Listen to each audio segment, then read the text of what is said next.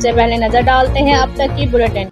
जी बिल्कुल, शोहर के जुल्म का शिकार थाना दानेवाल की हदूद अलहमद टाउन की रहायशी साहिदा बीबी इंसाफ के लिए दर बदर रुलने लगी। करोड़ों रुपए से बनाई जाने वाली मरकज़ तहफ़्फ़ुज़ सेंटर भी इंसाफ फराहम करने में नाकाम। साहिदा बीबी ने अहले खाना के हमरा मीडिया से गुफ्तगू करते हुए कहा कि उसकी 14 साल कबल इम्तियाज़ वल्द रियाज इफ्तिखार ब्लॉक के रहायशी से शादी हुई। शादी के बाद से उसका शोहर तशद्दुद का निशाना बनाने लगा है। हर रोज़ बहाने से तशद्दुद करना मामूल बना लिया है। मेरे वालिदैन वफ़ात पा चुके हैं, इसलिए मैं घर बसाने के लिए जुल्म सहती रही।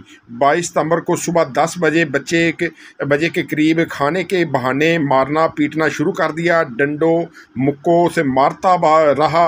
बाद लोहे के राड से मुझ पर हमला हुआ, जिससे मेरे जिस्म के मुख्तलिफ हिस्सों पर शदीद चोटें आईं। लहू लहान हो गई। मुझे कमरे में बंद करके ताला लगाकर घर से निकाल दिया गया।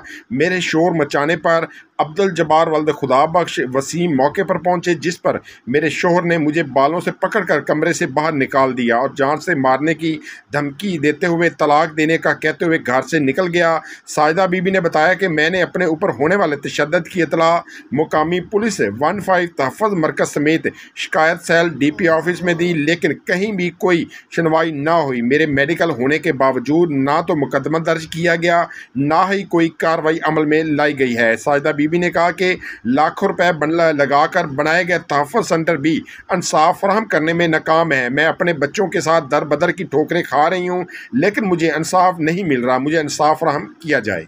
जी मेरा नाम साहिदा है। मेरी शादी को 14 साल हो गए हैं और इसने शादी के फ़ौरन बाद ही मुझ पे तशद्दुद करना शुरू किया है। ऐसे कुछ दिनों बाद, 15 दिन बाद, 14 सालों से ऐसे ही आ रहे हैं जुल्म करते। कभी बेल्ट के साथ, कभी वेपर हो गया, कभी कोई चीज़ भी हाथ में आ गई, कांच का गिलास या कोई कुर्सी वगैरह, कुछ भी, ईंट, कोई चीज़ भी। इसकी माँ जैसे कह दे, बहन कह दे, वैसे ही बस कहता है ठीक है।